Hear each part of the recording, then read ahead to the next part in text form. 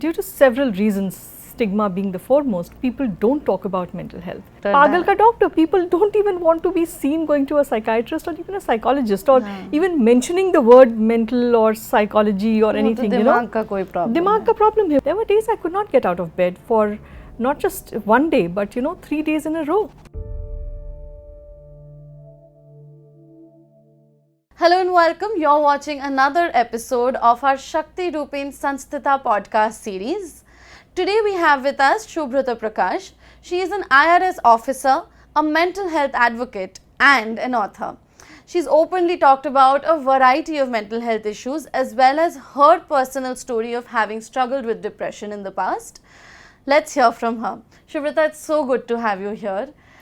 Thank you. Thank you, Rupsha, for having me on your show.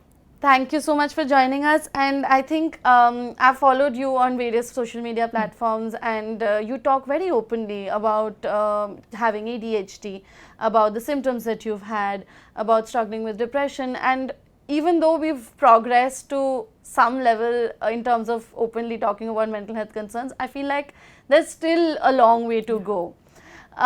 First of all, tell me, why do you choose to talk so openly about your mental health battles?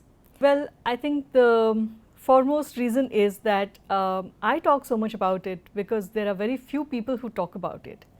And yet mental health conditions, whether it is ADHD, whether it is depressive disorder, whether it is anxiety disorder, they are very prevalent in society. But due to several reasons, stigma being the foremost, people don't talk about mental health. And it affects people, it affects families, and this is something that needs to be spoken about, that needs to be discussed. More and more conversations on mental health need to be opened up. So if you ask me when I decided to talk about it, that is the time when I had severe depression, and I was fighting a double battle. It was like a double whammy. I was fighting my own disorder and everything that it brought with it, like the lack of energy, lack of motivation, those weeping spells. I used to feel so low, and of course the anxiety that went with it. But along with that, I was also getting so much of stigma from society, from people around me, and people kept asking me, why are you depressed?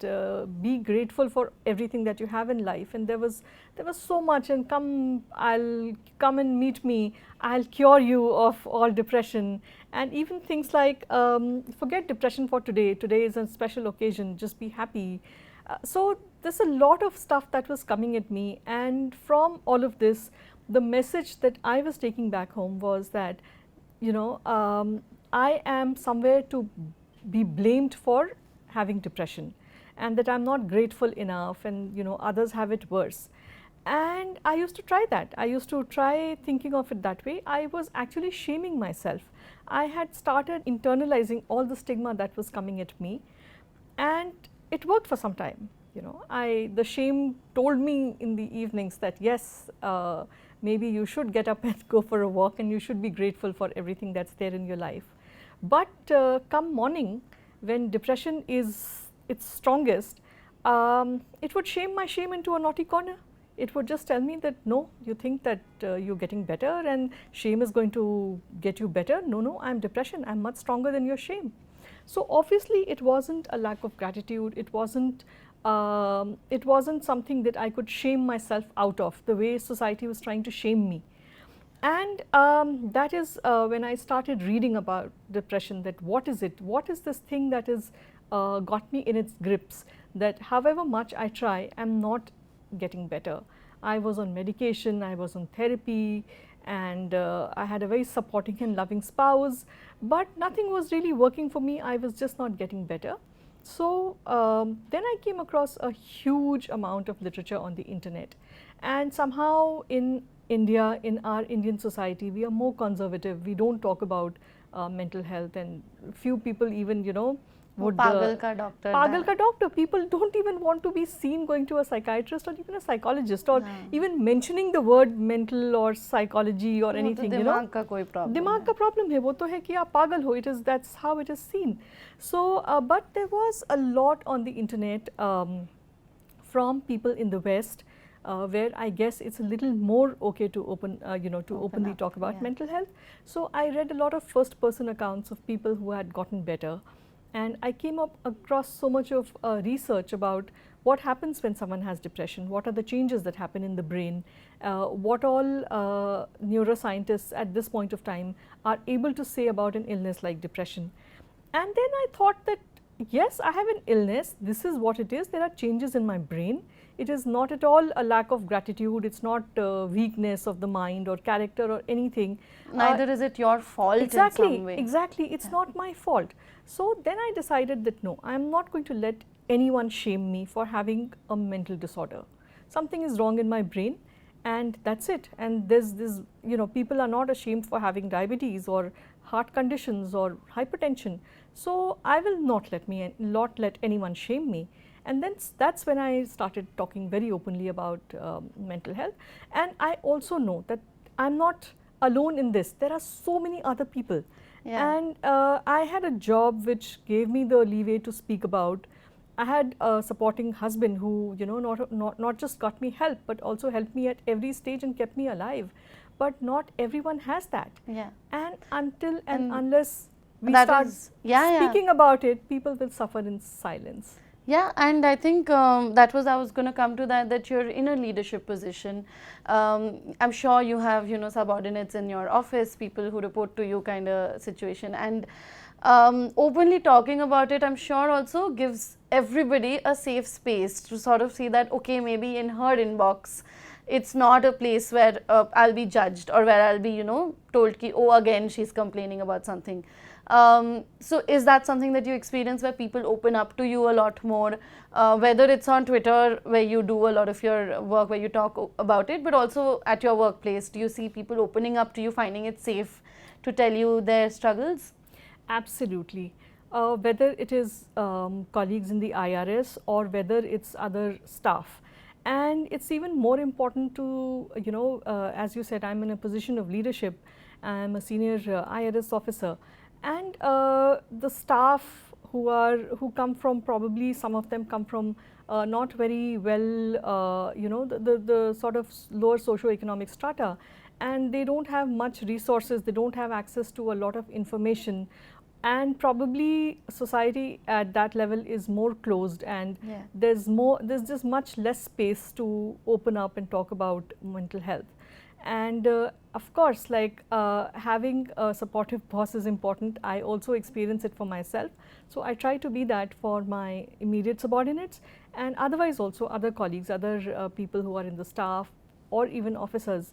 They always can come to me knowing that I am going to understand their struggles and their problems, and I'm not going to stigmatize them Yeah. for something. Like, And like we were discussing कि ये अभी भी देखा जाता है कि ये दिमाग में कोई प्रॉब्लम हो गया इसको और ये तो पता नहीं कैसे ठीक होगा और you go to a psychiatrist, ये तो पागल के डॉक्टर के पास जा रहे हैं, वो तो फिर मेंटली तो मतलब क्या ही हो रहा है उसका. And then it's also seen as something that ओ उसको तो है ये तो, एंड पीपल आर लाइक ओ like it's seen as an object of mystery, and like people don't know how to react.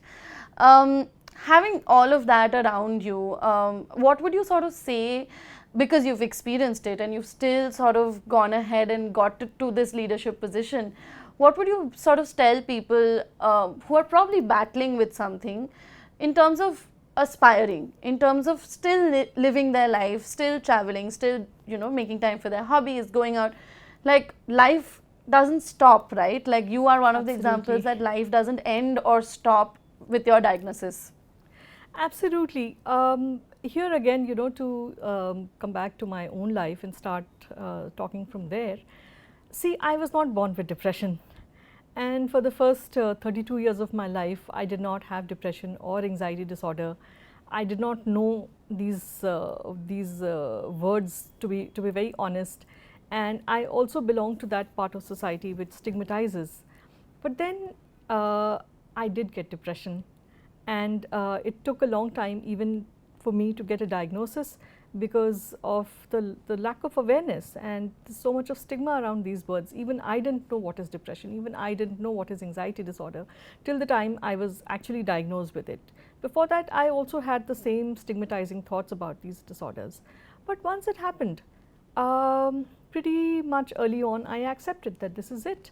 And there are days which are disabling. Depression is a severely disabling disorder. And these 4 years between 2012 and 2016, there were days I could not get out of bed for not just one day, but 3 days in a row. I would only get up to use the washroom, and even my food was brought to me in bed.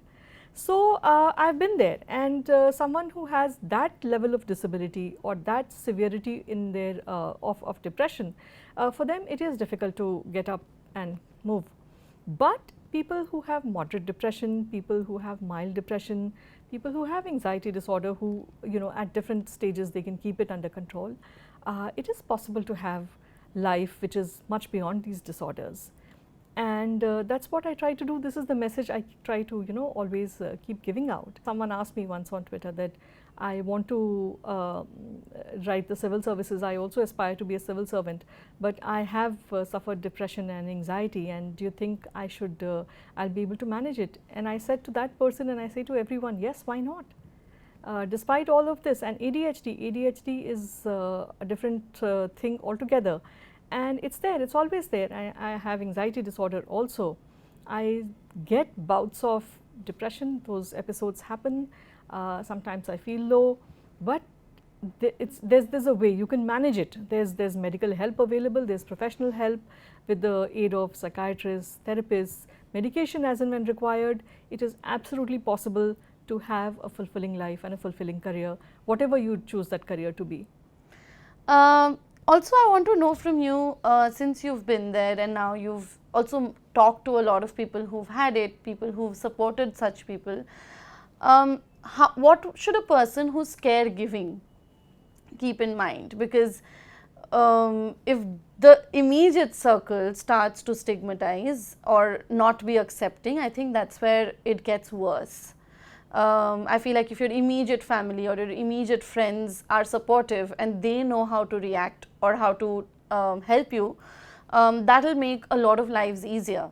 So what would you say is a way to care for a person once you know or once you think that they are suffering from a mental health condition?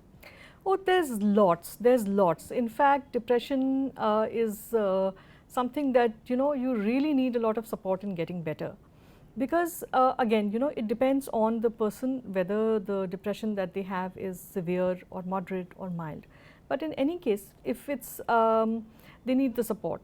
If it is severe depression, then apart from the moral support, they would also be requiring physical support. Like when a person cannot get out of bed, they do need to eat. So instead of pushing them, and I've known of people being beaten up for having depression and not being able to get out of bed. You cannot beat someone up, you cannot. So you may have to do the cooking for them, you may have to bring them food, you may have to help them, just gently nudge them to go and wash themselves, have a bath. So those are things, as basic as that, in keeping them alive. They may have suicidal thoughts. So being aware of those thoughts and always trying to keep them safe, that definitely becomes the responsibility of the primary caregivers. But besides this, as family and supportive family and friends, also please do not stigmatize, do not ask questions like why are you depressed. You can ask what's on your mind, that's a different thing. Because a person who has depression, it's not that they are full of just one thought all the time. There are periods of time when they are lucid, when they are not obsessed with depressive thoughts. So they may actually tell you what's on their mind. So that's a better question to ask. Ask them, how can we help you? Sometimes don't say anything, just be there, just sit with them, hold their hand, give them a hug. There's so much you can do. And do not make tall claims like, come to me, I'll talk and sab khatam ho jayega. And this is an illness. So also my humble request to everyone, if you have someone in your immediate circles who has depression, please do not try to give them any kind of therapy or counseling by yourself. You are not equipped for it. There are professionals who are trained what to say, what not to say, because one wrong word on your part can send this person spiraling down further, and they may also attempt taking their life. So please be very careful about what you say to someone with depression. And Yeah. if there's any doubt, it's okay. You can just take a time out. You don't have to interact with someone who has Yeah, depression. yeah. It's not always very simple or pleasant to be around someone who has severe depression. And if you yourself are not in a position to handle that, then that's also all right. But don't cause harm. Yeah. You know, Yeah. better not to do anything and just stay away than cause harm. Yeah, yeah, absolutely. Also, I think you were touching upon it. A lot of people come with this thing that, oh, talk to a friend and that'll be the therapy you need. Yeah. And that's far from the truth, right? Talking to a friend is a very different capacity. There are biases, there is shared commonality, and of course, the fact that they're not trained to provide any sort of help or solutions to any problem that is mental health related, because it's an illness, like you said. Yeah. And it needs that specialized care. So if you could tell me a little about how important it is to seek professional help and when should you seek it? Like, Absolutely. I think there's also that misconception that, oh, let something very severe happen to me and then I'll go seek someone. Is it that, or should everyone get therapy? What is your sort of view? Okay. So again, let me just start by defining what is depression and what is Yeah. sadness. So anyone can feel low at some point of time. You know, something goes wrong in your life, or forget about life. I mean, you just see a gloomy day, no sun for 2 days, and you feel low. Yeah. So feeling low for a few days, or feeling sad, you know, as a reaction to something that has happened, it's perfectly natural. It's a natural human emotion. But if there are changes in a person's behavior, like having a lot of VP days, crying spells, not being able to sleep, not being able to eat, or eating too much. There are different ways in which depression manifests. So there are different signs and symptoms, and depression itself is, you know, it's called major depressive disorder. So that is an illness where something has gone wrong inside the brain, and that needs, you know, that will take time to get better. Yeah. So it is important to distinguish between your ordinary garden variety of sadness and depression.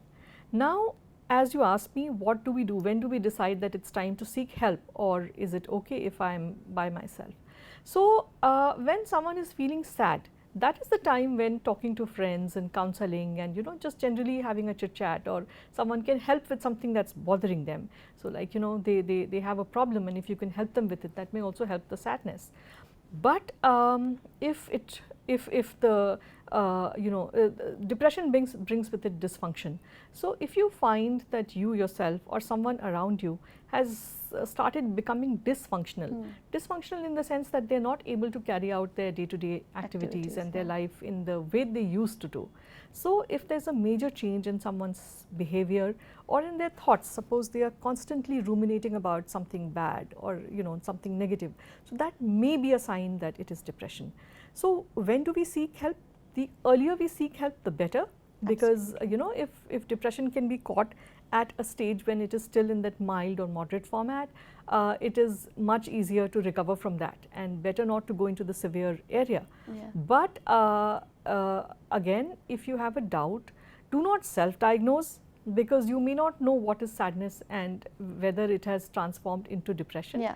So whenever in doubt, there's no harm in going to a therapist or a psychiatrist, to a professional, you know, getting yourself screened, because it may be sadness. They may just tell you that, no, just take a couple of days of time out, relax, enjoy, you'll be fine.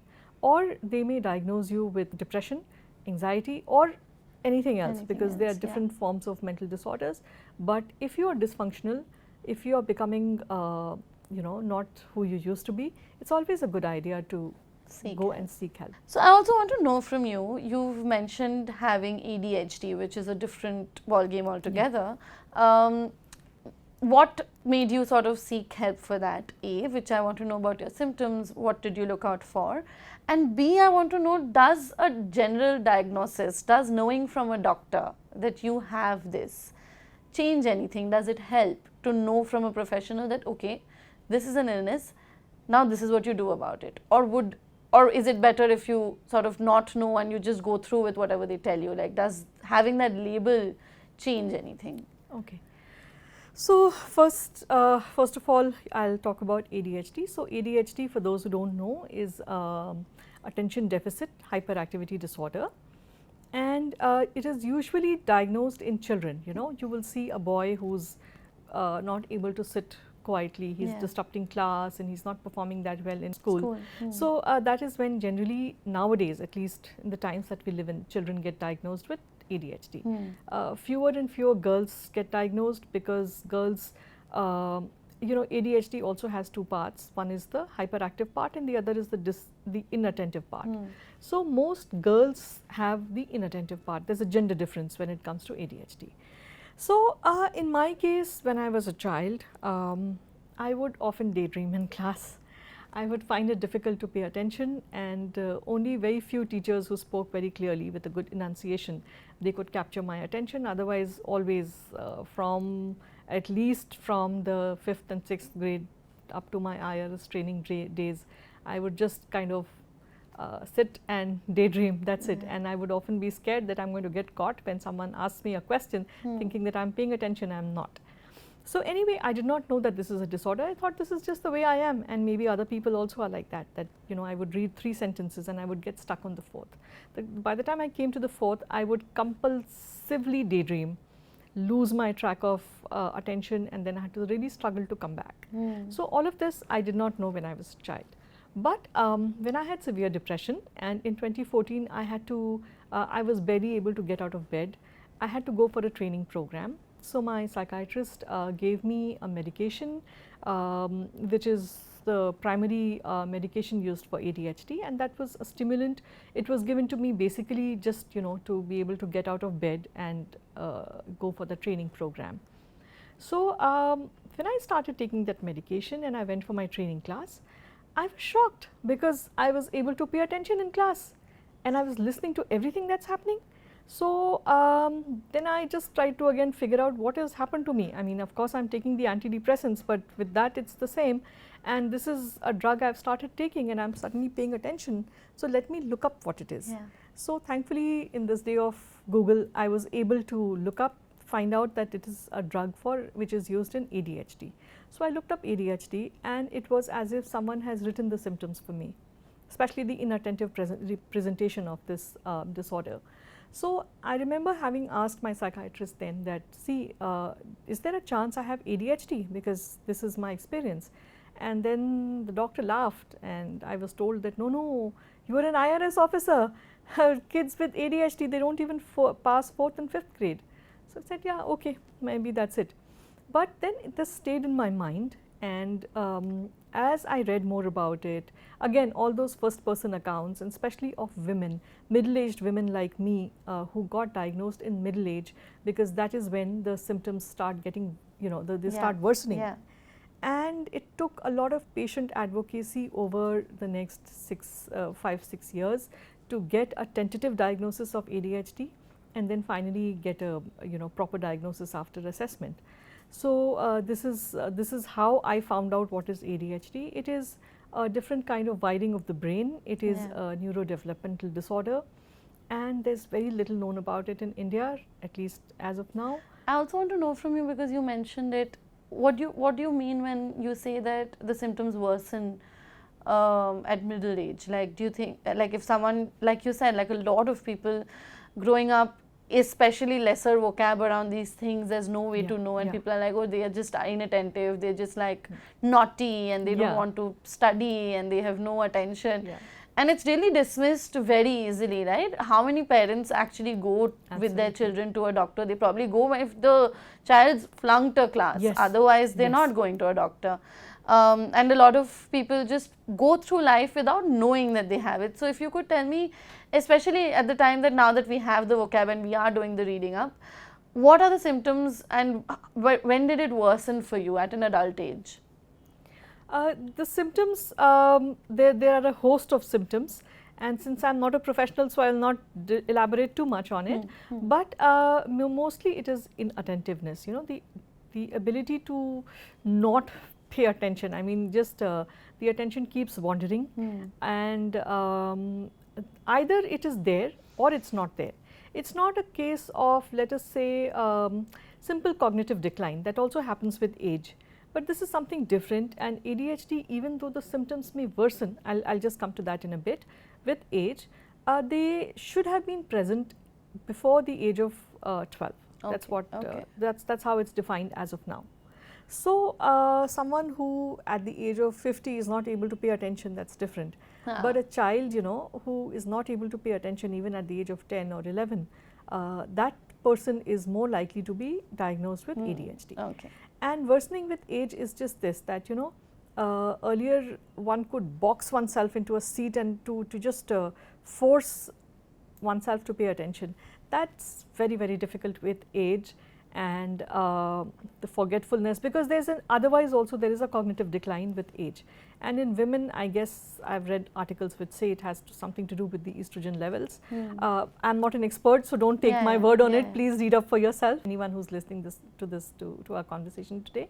But this is what it is. And how to, I don't know, there's this, how do we screen people? How can people get themselves screened?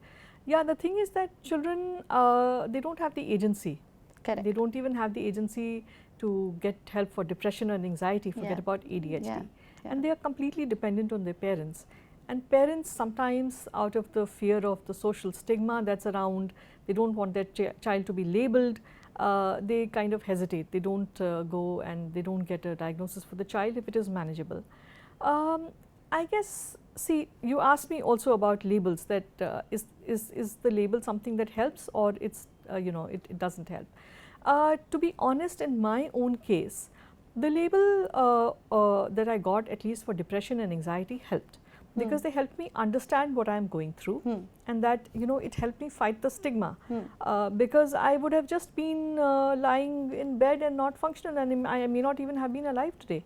It is just that I got a diagnosis, I got a label, so I knew exactly what it means, and then I could accordingly get help for it. So to that extent, labels help, and they also help in fighting the stigma. Because, see, someone is just feeling low for a couple of days and they think they have depression, they self-diagnose, and then they get okay after 2 days. But someone who has severe depression, actual depression, depressive clinical depression, is not able to get better. So the same people who feel sad on a couple of, you know, for a couple of days, they stigmatize someone with clinical depression and say that, see, I got better, and then they give out a lot of those advice also. See, I just went for a walk and I got better. I mean, of course, you didn't have depression, you would have gotten better anyway after, even if you didn't go for that walk after a couple of days.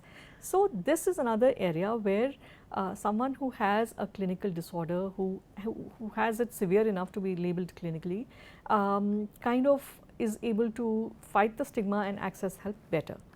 Now for ADHD, I guess it's the same, because if as a child I had known, I was told I have ADHD, I might have made different choices in life, at least for career, because it's difficult being in the bureaucracy, especially in the kind of technical and legal work that I do with ADHD. It is difficult. I do it, but it's not easy. So I might have looked at a different career. I might have continued with advertising where I was before I took the civil services, or looked at something else. I mean, the world is your ocean. It's something like that these days. So maybe a child who gets diagnosed will have access to better tools for managing their attention. And also ADHD rarely comes by itself. Usually people who have ADHD, a large percentage of them do end up with depression or anxiety.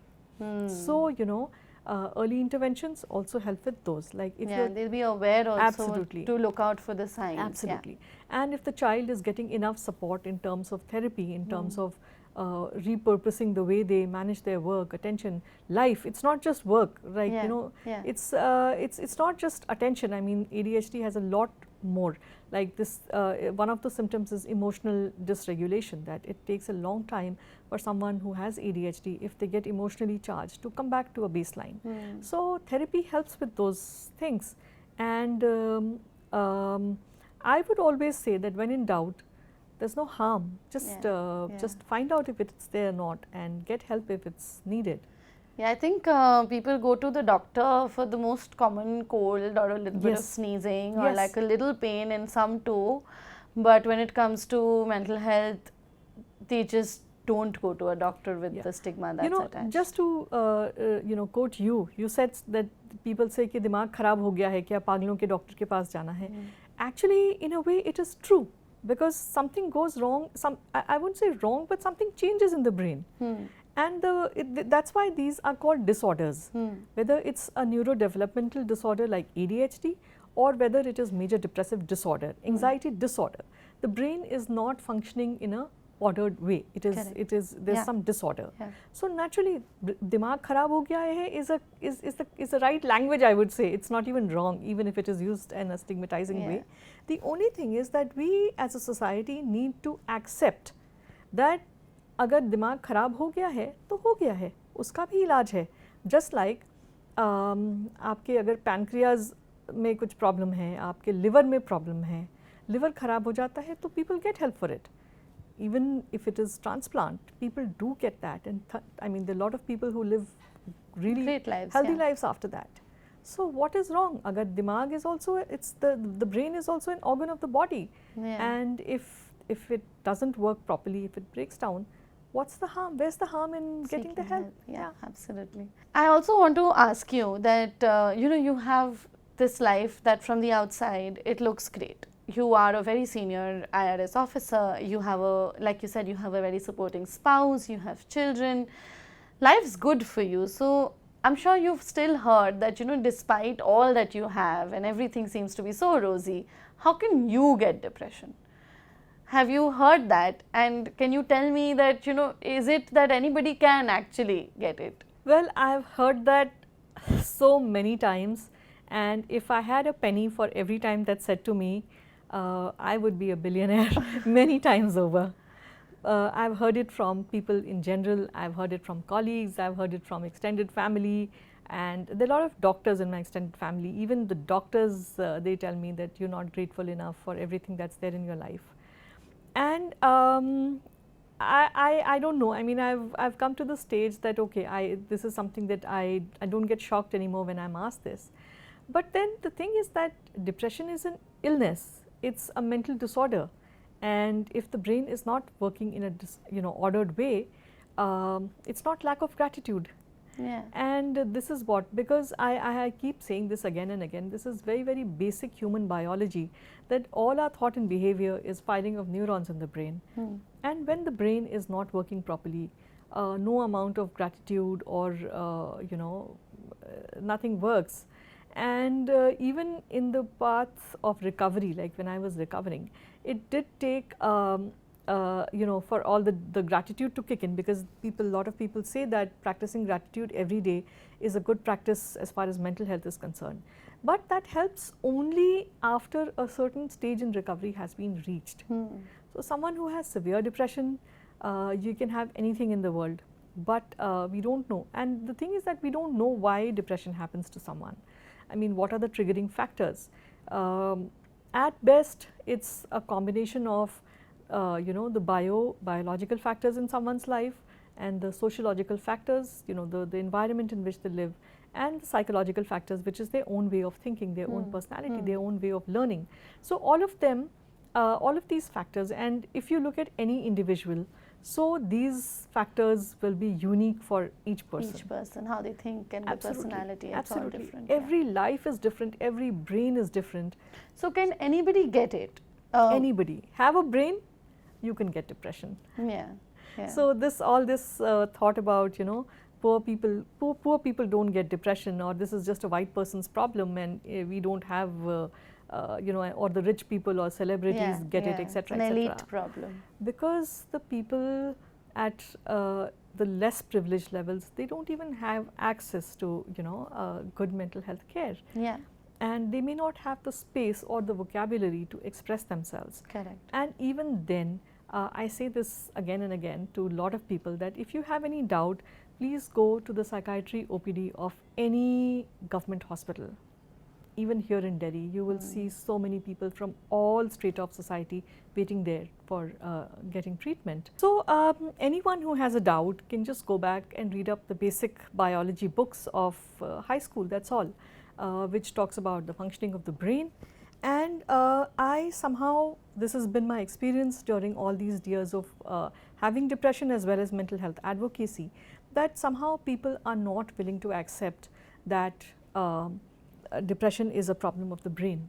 And somehow we keep saying that this is something to be ashamed about, and this is lack of, it's lack of moral character, and it's a weakness in personality, and also that, you know, there's lack of gratefulness, and you're not spiritual enough. If you're spiritual enough, if you do practice meditation and yoga every day, then you'll be all right.